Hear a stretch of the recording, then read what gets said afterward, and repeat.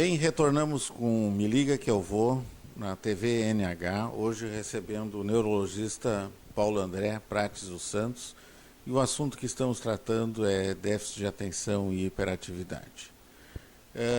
Conforme estávamos encaminhando o assunto, agora eu vou questionar o Dr. Paulo André a respeito da situação de quando esse diagnóstico é feito somente no adulto, quando passa a fase de criança, de jovem, adolescente, e sem ter sido feito o diagnóstico, e o diagnóstico é feito só na fase adulta.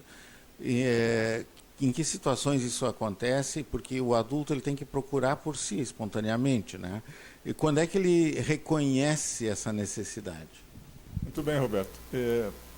Até te dou um dado. Vamos dizer que na época escolar, durante a infância e o período escolar, se acredita que mundialmente há uma prevalência que assim, de até 10% dos meninos e 5% das meninas portarem algum grau de déficit de atenção e hiperatividade, dos quais 2/3 ainda levarão sintomas residuais para a vida adulta. Um mito que se tinha até a época que a gente era formado é de que esse era um sintoma exclusivamente da infância e adolescência e que entrava em remissão com o tempo, ao final da adolescência. Não é verdade. A gente é procurado frequentemente por adultos que vêm trazendo uma longa história na escola, na vida social, de constrangimentos por conta tanto da inquietude como do déficit de atenção. O que causa esse viés de discussão, muito bem-vinda essa discussão, é de que as pessoas não começam a ter déficit de atenção de repente na vida. Certo? Quando uma pessoa frequentemente se encontra com dificuldade de concentração e atenção e vem procurar a gente e diz, mas você sempre foi assim? Tu te lembra de ser assim quando aluno, ensino fundamental, ensino médio? Não, ultimamente eu ando com dificuldade de me concentrar, estou com uma carga de trabalho muito intensa e não conseguindo dar conta das obrigações de aprendizagem que eu tenho, de estudo. Então, nessa situação, o uso do psicofármaco é complicado, não é a indicação mais forte. Nós temos, infelizmente, um consumo muito forte ainda, off-label, como se diz, fora da indicação clara e correta da medicação. Não se pode usar de psicoestimulantes para prestação de exame de concurso público, somente para o período do vestibular, por um período que a pessoa tem que estudar à noite e quer passar as noites insones, ligado pelo remédio. Então, esse termo que em inglês se chama neuroenhancer, ou os super-remédios, os potencializadores dos talentos das pessoas, e sobre isso não há comprovação científica absolutamente. Então, nós partimos de coisas assim um pouco maniqueístas, né? 8 ou 80. De uma época onde esse pessoal pensa em fazer uso abusivo de medicação, em situações onde não está recomendado, como essas que eu exemplifiquei, e em outras que tendem a questionar de que esse distúrbio de fato existe e que não é necessário tratamento medicamentoso, o tratamento medicamentoso é perigoso. Quando foi mal recomendado, você consegue psicoestimulantes no mercado negro, como se diz, em camelô, assim como se consegue pílulas para impotência, como se consegue pílulas abortivas, não é completamente fora de questão, isso é uma coisa ilícita. Como eu disse, as substâncias são psicoestimulantes, através do estímulo sobre a concentração e atenção, eles diminuem a inquietude e dão foco na aprendizagem que a pessoa precisa. Mas não é uma medicação de uso pontual, emergencial, para qualquer um. Aí é que as pessoas se dão mal quando apelam nesse sentido. Ele pode até fazer um efeito, digamos, contrário ao que a pessoa imaginava? Imagina assim, por exemplo, o indivíduo que está sob um estresse tremendo, vive ansioso, trabalhando de dia, estudando à noite, quer publicar sua monografia, o seu trabalho de conclusão, e ele vai conseguir uma receita por aí, ou conseguir um medicamento de algum amigo, como cursinho pré-vestibular, exame preparatório para o exame da OAB. Aí diz, não, toma isso aqui para tu te concentrar, para tu poder estudar. Ou o medicamento vai ter efeito placebo, a gente sabe que em medicina efeito placebo faz as pessoas, pelo menos 20% das pessoas sentirem alguma melhora ou benefício, apenas por uma mensagem psicológica, ou ele vai ter muitos prejuízos em termos de efeitos colaterais. O ansioso, com psicoestimulante, vai ficar mais ansioso. O insone vai ficar mais insone. E se a pessoa tem um grau de comprometimento, digamos, um outro transtorno psiquiátrico, transtorno bipolar, mal controlado, esquizofrenia, que também pode cursar com dificuldade cognitivas de concentração e atenção, aí é que nós vemos surtos psicóticos, comportamentos maníacos, toda uma gama de prejuízos por uma automedicação ou por uma prescrição mal feita. Então, é um medicamento controlado, de receita especial, é um psicofármaco, para qual o médico tem toda a responsabilidade pelo que ele dá, pelo que ele prescreve, para aquele indivíduo que está ali na frente dele, e ele deve saber muito bem benefícios e consequências dessa prescrição. Às vezes é um indivíduo que até está numa situação de equilíbrio, né, e desestabiliza. Sem dúvida. Então, assim, vamos usar assim, uma comparação muito clara.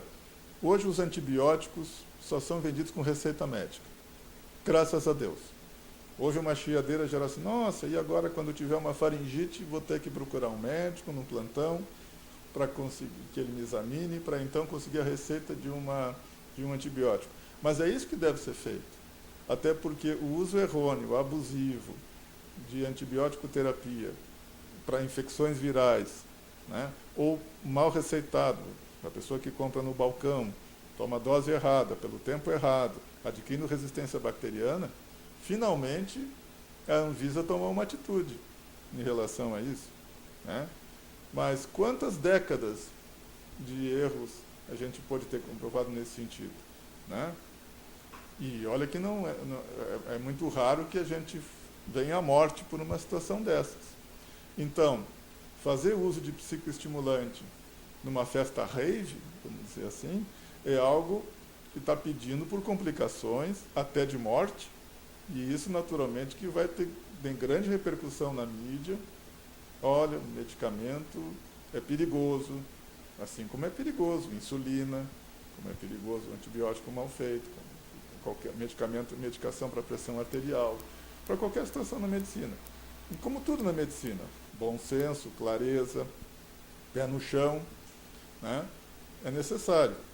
Agora, não por isso, os medicamentos que a gente tem, arsenal terapêutico que a gente tem nesse sentido, podem ser condenados ou proscritos, porque a gente vai deixar de beneficiar uma parcela bastante grande da população sofredora de um problema, como disse, neurobiológico, com significativos prejuízos para essa pessoa, independente de ela receber outros apoios não farmacológicos necessários e bem-vindos. E a questão do excesso de diagnóstico ou diagnóstico errado, que agora se criou também um tipo de um rótulo, qualquer manifestação mais efusiva é hiperatividade, o excesso, o diagnóstico mal feito na hora de pecar por excesso. Muito bem, hoje nós temos então, a população leiga tem acesso à informação médica, como um programa como esse do teu, colocando as coisas de forma bem clara, correta, de bom senso, como também tem acesso a informação de má qualidade, não é? Então, a pessoa se diagnosticar com déficit de atenção via Dr. Google, hoje estamos na moda, ou bipolaridade, ou depressão, ou síndrome do pânico, por alguns daqueles sintomas pontuais aqui e ali, nem no tempo, nem na dimensão correta, é um risco, né? Então, eu até digo, você pode até consultar o Dr. Google para ter mais informações sobre o teu transtorno, sobre o teu distúrbio, quando você já tem um médico que afirmou teu diagnóstico, ou que te comprovou teu diagnóstico. E aí você vai buscar informações adicionais, de fontes sérias, não é? E confiáveis. Mas aqui acabar, digamos assim, com esse estado maquinista de que assim, eu adoro o medicamento ou eu abomino o medicamento. É como você condenar os antidepressivos porque as pessoas deveriam sair da depressão sozinhas ou com autoajuda. Porque é uma coisa, acho que hoje em dia é indiscutível, inconcebível de que possa ser feito dessa forma. Então, abuso sobre o uso de antidepressivos, de medicações para dormir, é um problema de saúde pública ainda muito maior do que o próprio uso de psicoestimulantes para déficit de atenção. Então, não é na primeira manifestação de inquietude ou de dificuldade de aprendizagem numa criança que se pode afirmar ou descartar esse tipo de situação. Tem que ver ela toda num contexto bem amplo, um contexto evolutivo. Até como eu disse, é um diagnóstico clínico de bom senso, que tem questionários, ferramentas de teste, bem conduzidos e comprovados, e também dimensional, quer dizer, a intensidade dos sintomas. Isso, de fato, é sintoma de déficit de atenção, isso não é. E existe alguma expectativa de novos medicamentos? Sim, nós já temos medicamentos, o mais famoso, o mais conhecido no mundo, não há por que negar o nome, a Ritalina. A Ritalina, para você ter uma ideia, sintetizada há 60 anos, e nós temos pelo menos 40 anos de experiência clínica com a Ritalina, bem conduzida por pessoas muito sérias, aliás, por instituições muito sérias pelo mundo afora, certo? Sem patrocínio de indústria farmacêutica por trás disso, absolutamente de forma muito isenta, clara e científica.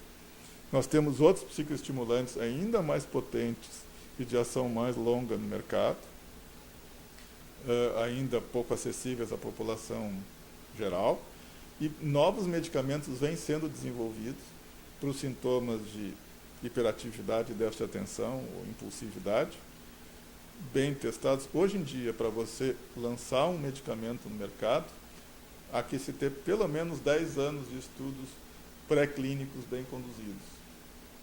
Né?